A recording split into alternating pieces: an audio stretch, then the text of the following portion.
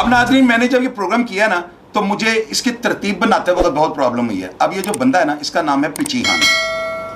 अब इसका जो मुआवजना इन लोगों के साथ, क्योंकि इनमें ज़्यादातर स्टूडेंट्स हैं, तो उनमें मैं कैसे, आप ये देखें कि मैंने कितनी दयानतदारी के साथ और अपने तजर्बे को मद्देनज़र रखते हुए ये टॉप 10 बनाया है कि इस पे आतिफ चौधरी के बाद जो है ना 5वां नंबर वो पिची खान का होना चाहिए।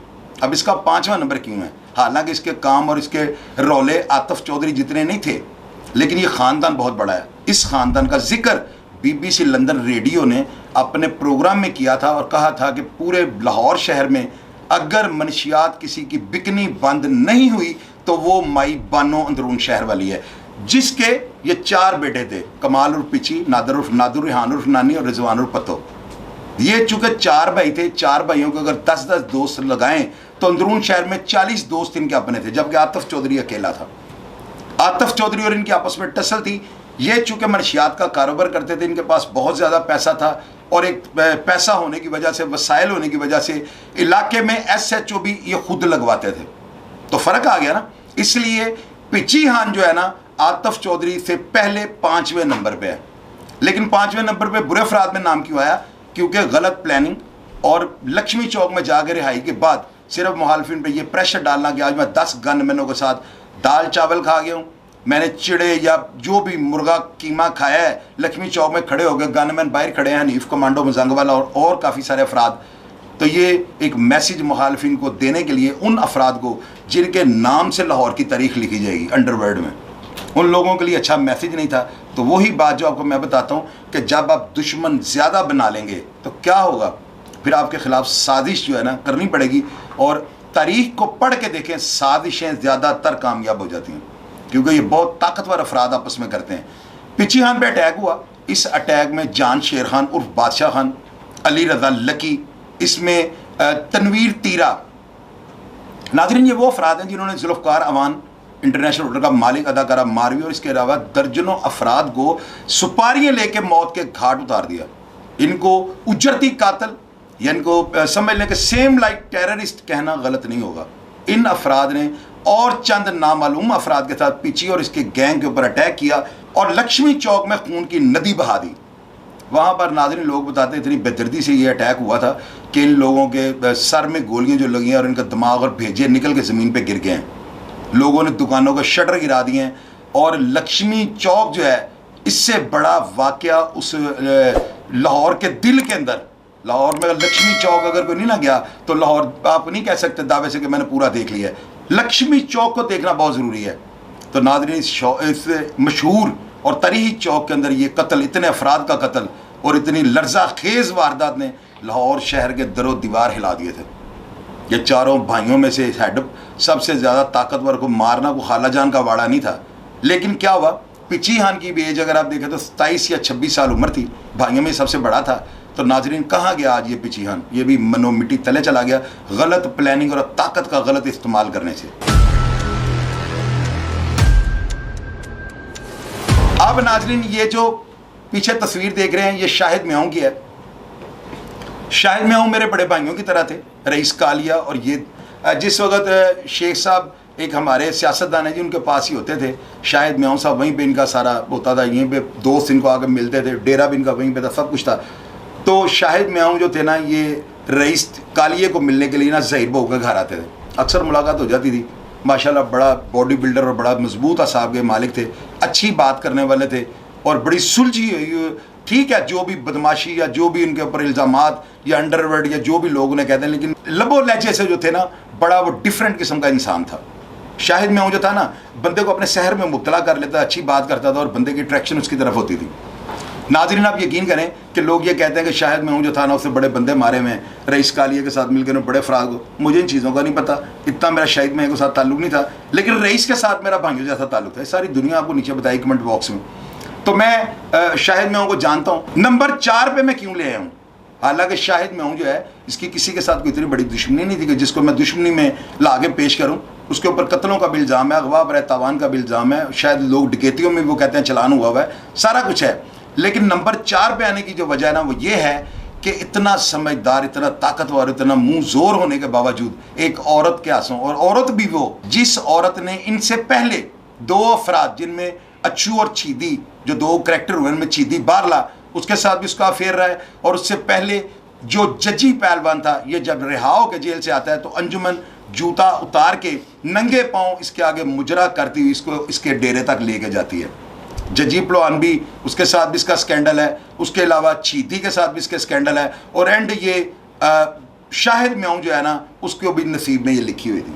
नाजरीन, शाहिद म्याऊं जो था ना, उसका ताल्लुक अंजुमन के साथ था। और लोग अलग-अलग इसके बारे में सोच रखते हैं, लेकिन मैं वो बात आपको करूँगा जो बिल्कुल दुरुस्त और हकीकत पर मबनी हो। शाहिद म्याऊं का उसके साथ रिलेशन था, ताल्लुक था। अंजुमन जो थी, इसका खामद मुबीन मलक, उसको जो आमर भट्ट वगैरह की पुश्तपनाही हासिल थी, या आप यूँ कह लें कि आमर भट्ट के पीछे उसकी पुश्तपनाही थी। खैर, लोग ये बताते हैं कि अंजुमन की वजह से जाना आमर भट्ट के हाथों शाहिद म्याऊं, अपने ही दोस्त के हाथों कत्ल हो जाने वाला बंदा, उसको इसलिए उसकी ज़िंदगी में उसने अच्छा फैसला नहीं किया और दोस्त और दुश्मन में वो समझ बूझ नहीं रख सका। और क्या उसकी ज़िंदगी में उसने मुझे ये बताएं, उसकी कैसे मैं उस बंदे को अक्लमंद कह दूं, या कैसे मैं ये कह दूं, उसकी तारीफ़ कर दूं कि जो बंदा अपने साथ फिरने वाले को ये ऑब्जर्व नहीं कर सका कि इसकी नज़र और इसके अल्फाज से ज़ाहिर हो जाता है कि यार ये बंदा दिल में मुझे अच्छा नहीं समझता, क्योंकि ये बहुत गहरा इनका ताल्लुक था और इनकी दोस्ती पे मिसालें दी जाती हैं। तो फिर वो उसी के हाथों की कत्ल हो गया। इसके पीछे मुद्दा वही अदाकारा थी जो पहले दो अफराद को मौत की नींद सुला चुकी थी। अंजुमन की वजह से शाहिद म्याऊं भी कत्ल हो गया। अब नाज़रीन, नंबर 3 पे ये खालिद चिट्टा। आप ये देखें इसकी बहादुरी के बारे में। इसकी बहादुरी को अगर कोई बंदा चैलेंज करे और कोई बंदा ये कहे कि बहादुरी में किसी से ये कम था, तो मैं कहूँगा कि ये लंबी रेस का घोड़ा था और ये पता नहीं कितने फरलांगों का ये घोड़ा था। खालिद चिट्टा ने जो है ना, जुल्म कह लें, जब बर्बरियत कह लें, जो भी आप कह लें, लोग ऐसी बातें करते हैं, लेकिन हकीकत में मैं अगर आपको ये बात बताऊँ ना कि वो उजरती कातिल नहीं था, ये लिखी पड़ी बात आपको बता रहा हूँ, वो उजट ज़ेन का था। और जिस तरह मैंने आपको वो काली साबर मसीह का मैंने आपको इंटरव्यू दिखाया है, तो उसमें वो बदमाश नहीं, वो रियल बंदा कह लें आप। और लाहौर का वन मैन शो है, वो कोई बंदा लाहौर में कह दे कि वो डिफ़ॉल्टर है तो मेरी सारी बातें झूठ होंगी। इसी तरह खालिद चिट्टा भी जो था ना, रियल मिजाज था। ये जुल्म के खिलाफ जो है ना, इसने बचपन से ही लड़ना सीख लिया था। तो इसका जो है रिकॉर्ड इतना बड़ा है, किलो में 150 से ऊपर जो है कत्ल इसके नाम पे मंसूब है। लोग कहते हैं 100 अफराद मार दिए, कोई कहता है 150 अफराद को मार दिया है। और अपने इलाके के लिए नक्शे अमन नहीं था। लोग इसकी आज भी तारीफ़ करते हैं, लेकिन यार मुझे बड़ा दुख होता है जब इन लोगों के बारे में मैं कोई बेहुदा अल्फाज इस्तेमाल करता हूँ ना, वो मैं इनके लिए नहीं, वो मैं इनकी सोच को, उस वायरस को वो बुरा भला कहता हूँ जो इनके अंदर जन्म ले गया। बहुत बहादुर थे। इन लोगों को अगर यकीन करें कि अगर ये कोई अच्छा कारनामा करके गए तो आज मैंने खराज तहसीन पेश करता, मैंने मेडल देता, मैं इनको बेशक ला के आपके सामने कैमरे के हम निशाने हैदर देता, लेकिन यार इनके वो काम नहीं थे। ये नक्शे अमन का सबब थे, मुआशरे के लिए नासूर थे। इनका नाम कभी भी किसी कोई शख्स, ठीक है दोस्त नाम लेते हैं और लोग कहते हैं, इनके दोस्त कहते हैं कि यार ये बड़े अच्छे और बड़े बहादुर थे, लेकिन सोसाइटी में ज़्यादातर लोग जो कहते हैं बात वही होगी। तो इस तरह खालिद चिट्टा जो था ना नाज़रीन, नंबर 3 पे था। नाज़रीन, आप ये देखें कि खालिद चिट्टा जो है, इसके ऊपर 150 अफराद का कत्ल था। ये पुलिस के हाथों नहीं मरा। लोग ये कहते हैं कि इसके सौतेले भाई ने इसको मरी के अंदर जो है ना, वहाँ पे इसको जहर दिया और जहर देने के बाद इसको जो है ना फायर मार के ये शो किया कि ये इसको किसी ने मार दिया। पोस्टमार्टम पता नहीं हुआ या नहीं हुआ, लेकिन इसके कत्ल का मुअम्मा आज तक जो है ना अंडरवर्ल्ड में इसी तरह पेंडिंग पड़ा हुआ है कि शायद कभी इस केस की सुनवाई हो। तो नाज़रीन, आप ये देखें कि इतना बहादुर बंदा जो बंदे को बंदा ही ना समझे और लोग उसकी दास्तानें गैज़ो गज़ब के साथ मंसूब करके सुनाएं, तो वो बंदा भी इतने कत्ल करने के बावजूद सरवाइव क्यों ना कर सका। वो बहादुरी में ठीक है, मैंने उसको 3रा नंबर दे दिया, लेकिन कहाँ गया आज खालिद चिट्टा, मुझे ये बताएं। नाकस प्लानिंग और घर वालों की पैरवी को ना देखते हुए जिस बंदे ने अंडरवर्ल्ड में पैर रखे हैं, अंडरवर्ल्ड ने उसे अजगर की तरह निगल लिया। जब मेरी बात याद रखिएगा, अंडरवर्ल्ड एक अजगर है। ये मेरी बात बिल्कुल नौजवान होशो हवास में, आपको नहीं पता होता अंडरवर्ल्ड कौन सा है और कौन बंदा आपको अपने इलीगल बेनिफिट्स के लिए इस्तेमाल कर जाएगा। अपने बड़ों से जो है ना साजबाज किया करें, और जो कोई बंदा आपको कोई इस रास्ते पे चढ़ाने की कोशिश करे उसके बारे में अपने बड़ों से पूछें कि ये बंदा किस करैक्टर का मालिक है, वो आपको दुरुस्त गाइड करेंगे। अब नाजरीन, नंबर 2 पे नाजी भट्ट। नाजरीन, मुझे ये बताएं इसको मैं नंबर 2 पे क्यों लाया हूँ। नंबर 2 पे इसलिए लाया हूँ कि लाहौर शहर में एक ही जगह दुश्मनी में हैंड ग्रेनेड चले हैं और लोग ये बताते हैं कि असलम नैन सुखिया और जो गयासा बदमाश था, इन्होंने भी राय मीर खर्ल डीएसपी के घर के बाहर हैंड ग्रेनेडों से जो है ना अटैक किया था हमारे शामनगर में। लेकिन वो मेरी होश से पहले की बात है। मेरी होश में थाना शादबाग के इलाके में नाजी भट्ट ने रशीद उर्फ चीता ताहर रशीद इंस्पेक्टर का वालिद उसके घर पे ग्रेनेड दागे थे। अब देखे ना, ग्रेनेड का दागे जाना, और मियाँ गुड्डू के ऊपर भी एक अटैक हुआ था। लोग बताते हैं कि उसकी गाड़ी पे भी ग्रेनेडों से हमला हुआ, जब मियाँ जो माजिद सिख का बेटा था जिसकी शेख साहब के साथ दुश्मनी थी। तो नाज़रीन, इस तरह से जो है ग्रेनेडों का इस्तेमाल और भी हुआ। इस टॉप 10 में इसका जिक्र करने का सिर्फ मकसद ये है कि बहादुरी में या बेवकूफ़ी में, या आप यूँ कह लें कि जुर्म की दुनिया में इस तरह से खून बहाना और कत्ल व गारत करना, इस बंदे ने उसकी तारीख रकम कर दी है, जिस वजह से मैं इसको टॉप 2 पे लेके आता हूँ। लेकिन टॉप 2 में ला के इन बुरे अफराद में इसका जिक्र क्यों बार बार होता है, उसकी वजह यह है नाजरीन, इस बंदे ने, वो कहते हैं ना कुत्ता कन्न ले गई तो कन्न को नहीं देखा, कुत्ते के पीछे दौड़ लगा दी। ताहिर रशीद जो है ना, उसने कहीं पे भड़क मारी थी कि मैंने इसके भाइयों को भट्टी में जला दिया है, नजर आतिश कर दिया है। इस बंदे ने ये नहीं देखा कि ये बंदा इस तरह नहीं कर सकता, कोई फिल्म की शूटिंग तो नहीं कि मोगैम्बरों का इनको भट्टी में डाल दो, डाल दिया। उसने कहीं भड़क मारी है, इसके भाई गुमनाम थे, उन भाइयों की लाशें मिलने से पहले तकरीबन सफ़ाए हस्ती से इनको मिटा दिया। उसने शादबाग के इलाके में नहीं, लाहौर शहर में एक सहम, लोगों के खौफ में मुब्तला और लोगों के गिर्द, सियासतदानों, ब्यूरोक्रेट्स के गिर्द जो है ना, खौफ के बादल जो थे ना वो मंडलाते थे। ये शहर जो था ना, खौफ और दहशत का जो है ना स्मेल आती थी लाहौर शहर से, कि जब ये नाजी भट्ट, हमायूं गुजर, पोला छनियारा वगैरह, ये अंडरवर्ल्ड, जब ये लोग कत्ल व गारत करने के लिए लाहौर में, तो उन्होंने बेदरेक फायरिंग करके सैकड़ों अफराद को मौत के घाट उतार दिया। इस वजह से मैं इसका नाम नंबर 2 पे लाता हूँ। और लेकिन ये भी जो है ना, कोई अच्छा काम नहीं करके गया कि मैं तो खराज तहसीन पेश करूँ। अब आपकी यकीनन तवज्जो होगी नंबर 1 की तरफ। जितने अफराद का मैंने जिक्र किया है ना आपके साथ इस प्रोग्राम में, ये सब अफराद का अगर इस नंबर 1 से, जिसकी तस्वीर ये पीछे चल रही है, इसका नाम था मदर तिब्बी। अगर आप इस फ़र्द का नाम बाकी जो टॉप 9 थे उनके साथ अगर लेंगे, तो ये ताकत में उन सबसे ज़्यादा था, ये पैरवी में उन सबसे ज़्यादा था। इसके ताल्लुकात और इसकी मुलाकातों पे जो सियासतदान आते थे, अपने प्रोग्राम्स में आपको बता चुका हूँ। एक बहुत बड़े सियासतदान की बीवी को तलाक दिलवा कर इसने उससे शादी कर ली।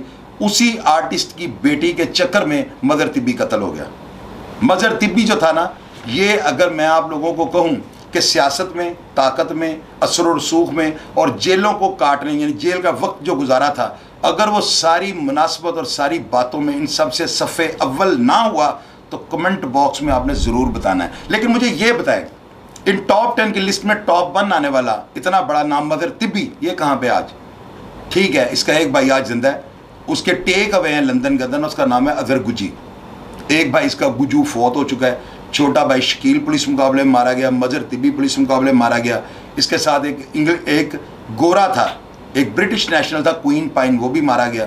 तो मुझे ये बताएं कि इतने सियासतदानों के साथ इसकी मुलाकातों पे बहुत बड़े बड़े सियासतदान 300 अफराद अंदर जाते थे और ये भुट्टो के सेलों में बंद था। मैंने चूंकि अपनी आंखों से इसकी जेल का दौर देखा हुआ है, मैंने सब अफराद आपको 12 दफ़ा बताया कि इन सबको मैं ज़ाती तौर पे जानता हूँ। नाजी भट्ट भी जेल में था 1993 में, 2 बैरक में इसकी गिनती होती थी। अद्दो स्टेशन वाला और अब्दुलरहमान वगैरह, ये सब इसके साथ नाजी भट्ट के साथ बंद होते थे। अब्दुलरहमान और अद्दो वगैरह जिंदा है, कोई भी उनसे कन्फर्म कर ले, इसको भी मैं जानता हूँ। खालिद चिट्टा मेरा दोस्त था, आतिफ चौधरी के साथ सलाम दुआ दी, आबद के साथ ताल्लुक था, असद के साथ ताल्लुक था। इस तरह से ये सारा टॉप 10 मेरा फिंगर टिप से गिना चुना था और मैं इनके तमाम लोगों के कारनामों से बाखूबी वाकिफ़ हूँ। इसलिए मेरे प्रोग्राम्स को देखकर जो है ना यार, इनमें जो मस्बत पहलू है ना उसको अपने लिए रखा करें और इन लोगों के अंजाम, इनके आगाज़ और इनकी कहानियाँ सुनकर ना खुद भी नोट किया करें, अपनी इस्लाह किया करें और अपने बच्चों को भी ये प्रोग्राम दिखाएं। अगर प्रोग्राम देख के आपको पसंद आया हो तो दिल की गहराई से मैं आप सबका ममनून हूँ और मैं उम्मीद करता हूँ कमेंट बॉक्स में अपनी राय से आप ज़रूर आगाह करेंगे। पाकिस्तान जिंदाबाद।